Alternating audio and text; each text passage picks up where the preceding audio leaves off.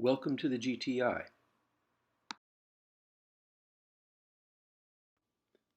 Why is steroid toxicity important both for patients and for clinical trials? For more than 70 years, steroids have been both panacea and poison for patients. Steroids were introduced in the late 1940s, but within 3 weeks of the first dose came the first report of steroid toxicity. Now, 7 decades on, steroids are still overused, understudied, and toxic. Patients often ask if the steroid treatment is worse than their disease itself.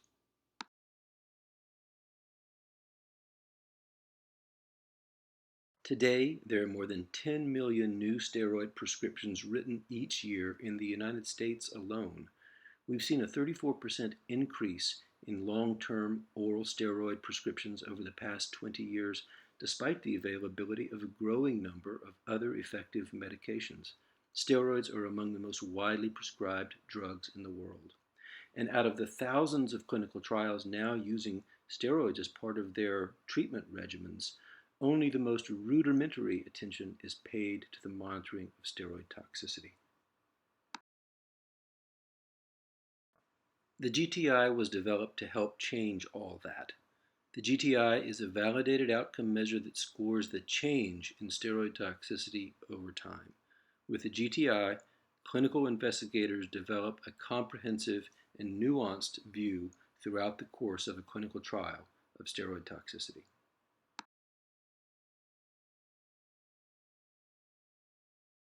Before showing you the GTI in action, a brief look at the list of modules shows that the GTI is organized in an intuitive fashion that follows the course of a clinical trial visit. One of the practical advantages of the GTI app is that half of the domains, the first 4 modules that collect health data, are handled by the trial coordinator even before the clinician investigator becomes involved. A brief look at the order of the modules shows that the GTI is organized in an intuitive order that follows the course of a trial visit. One of the practical advantages of the GTI app is that half of the domains, the first 4 modules that collect health data, are handled by the trial coordinator prior to the physical examination. Let's take a look at subject GTI 12345, whose baseline visit is about to begin. The patient is a 56-year-old woman with vasculitis. Let's take a look at subject GTI-12345, whose baseline visit is about to begin. The first screen captures her baseline medications. These are lisinopril, 40 milligrams a day for hyperlipidemia, and insulin, 40 units a day for glucose control.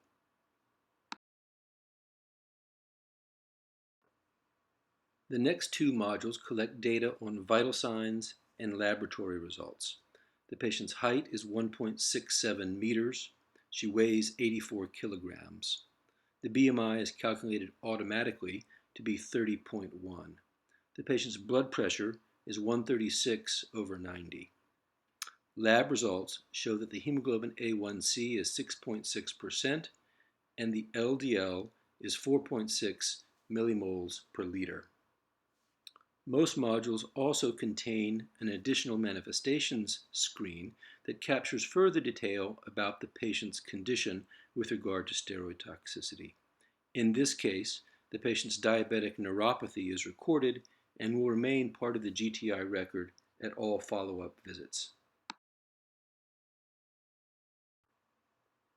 In the bone mineral density domain, the results of a DEXA scan are recorded as being 4.6 grams per centimeter squared at the femoral neck and 5.2 grams per centimeter squared at the lumbosacral spine. Additional manifestations of steroid toxicity in bone, joint, and tendons will capture osteonecrosis of one joint, in this case, the left hip. Once the bone mineral density module is completed by the trial coordinator, half of the patient data are already captured for this GTI visit.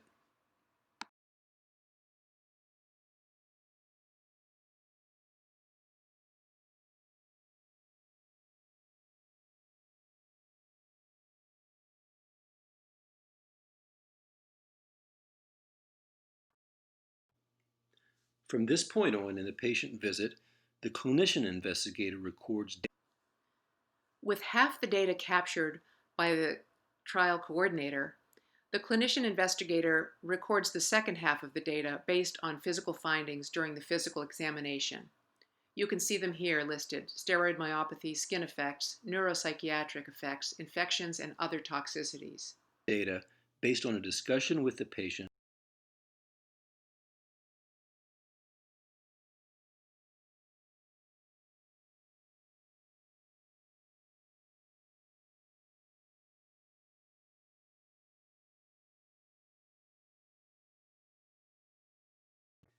In the steroid myopathy module, the clinician quickly assesses the patient's proximal muscle strength by confrontation testing of the upper extremities, and then by asking the patient to rise from a chair with her arms crossed.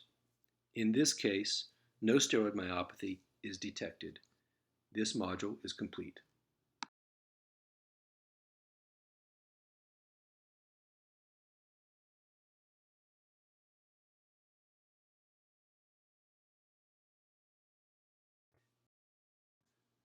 The skin effects module lists 5 of the most common cutaneous toxicities of steroids. This patient exhibits 4 of them: hirsutism, easy bruising, atrophy or striae, and erosion, skin tears, and ulcerations. The severity of the skin toxicity is recorded as minor, moderate, or major. In this patient, the skin effects are all minor. The resources built into the GTI app include images and definitions to help the trial team report toxicities with consistency. For example, each of the skin toxicities is illustrated by pictures of each grade of toxicity.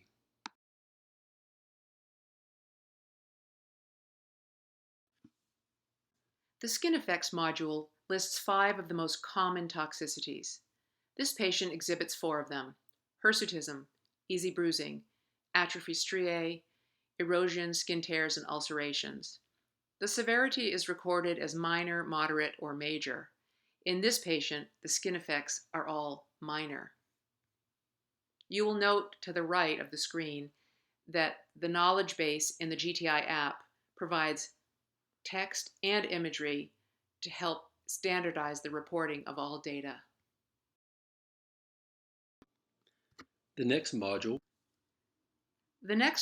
is neuropsychiatric effects, organized around 6 common steroid toxicities: insomnia, mania, cognitive impairment, depression, psychosis, and violence.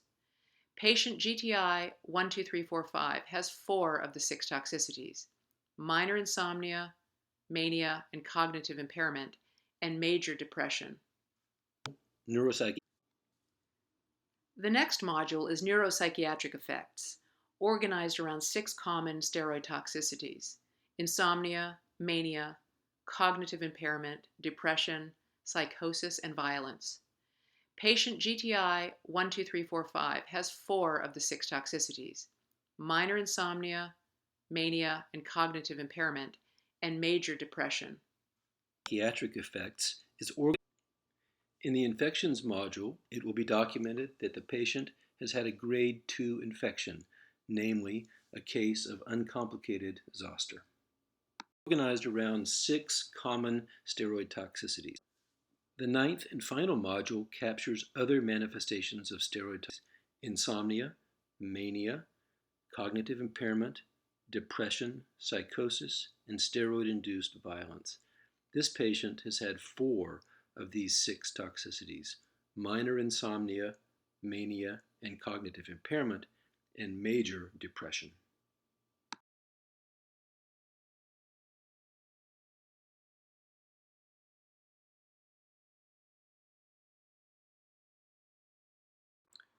So that was a brief look at the recording of baseline data for patient GTI 12345.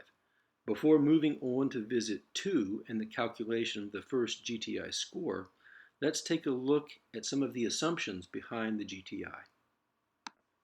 The GTI was developed for clinician investigators by clinician investigators. Specialists from academic medical centers across the world contributed to the GTI. The instrument was developed using the deep experience of these experts, multi-criteria decision analysis, and a software known as 1,000 Minds. The science is based on data-driven, peer-reviewed research.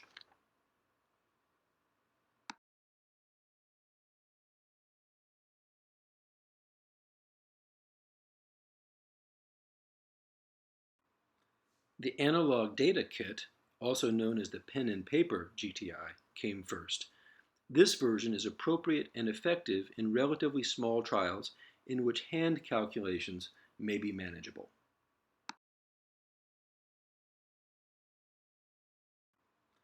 The, in contrast, the cloud platform, or GTI app, can be deployed in large multi-center clinical trials to measure steroid toxicity at scale. The calculations and crosstalk delivered in the app streamline the process and minimize redundancy in data collection. The app can be integrated into clinical trial databases through APIs, application programming interfaces. This automates data capture in many of the modules.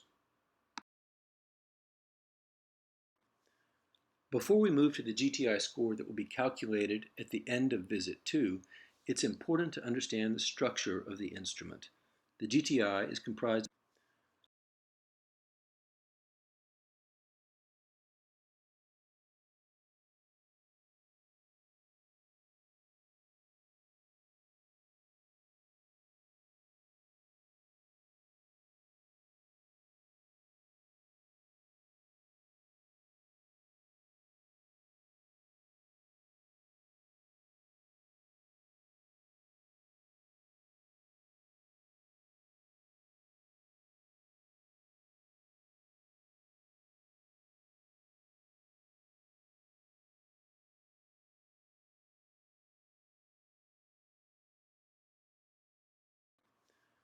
Before we move to the GTI score that will be calculated at the end, the backbone of the GTI is comprised of 9 health domains, all of which are represented in the composite index.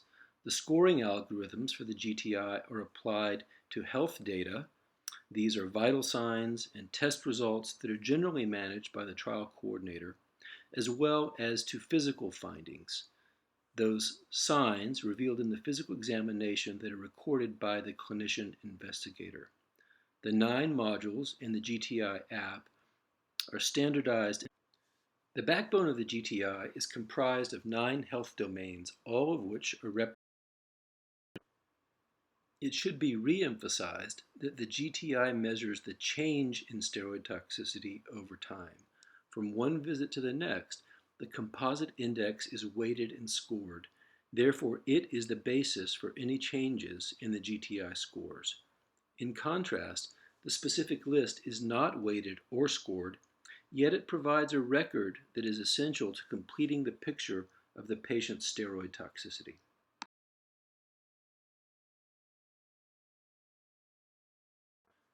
One of the attributes of the GTI is that it documents not only the worsening of steroid toxicity, but it may also reveal that steroid toxicity has improved. We would expect improvement to be the case if an investigational new drug is effective.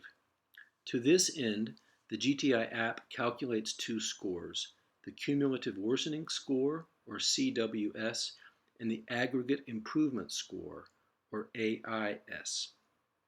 These 2 scores summarize all of the data entered into the GTI app.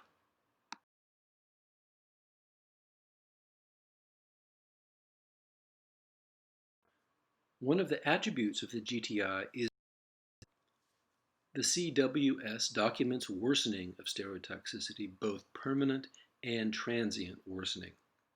For trials in some diseases, it may be most important to document any steroid toxicity, whether it resolves over the course of follow-up or not.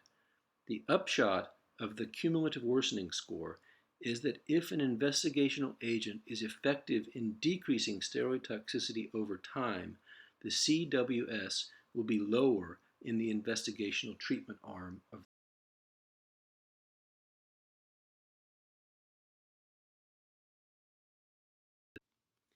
the aggregate improvement score, simultaneously calculated by the app from the same data entered by the investigator, reflects improving steroid toxicity. With the AIS, baseline or new toxicities that develop over longitudinal follow-up and resolve are removed from the score. What is the upshot of the AIS? If an investigational agent is effective in decreasing steroid toxicity over time, the AIS will also be lower in the investigational arm of the trial, as is true for the cumulative worsening score as well. One of the practical features of the GTI design is that it follows the normal course of a patient visit, so that the trial coordinator records about half of the data while preparing the patient to meet the clinician investigator. The clinician investigator can then record the modules that require input derived from meeting with the patient and a brief physical examination. Now to visit 2 to see the GTI app in action.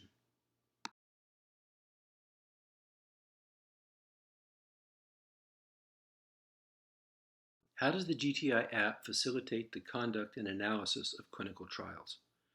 The GTI app provides a structured approach to data collection that is often seen but all too often overlooked. The GTI is a weighted measure of change in steroid toxicity over time that quantifies the advantages of an effective investigational new drug. We believe that the GTI is essential to establishing steroid-sparing treatments as the standard of care for diseases in patients all over the world. Thank you. We believe that the GTI is essential to establishing steroid-sparing treatments as the standard of care for diseases in patients all over the world. Thank you.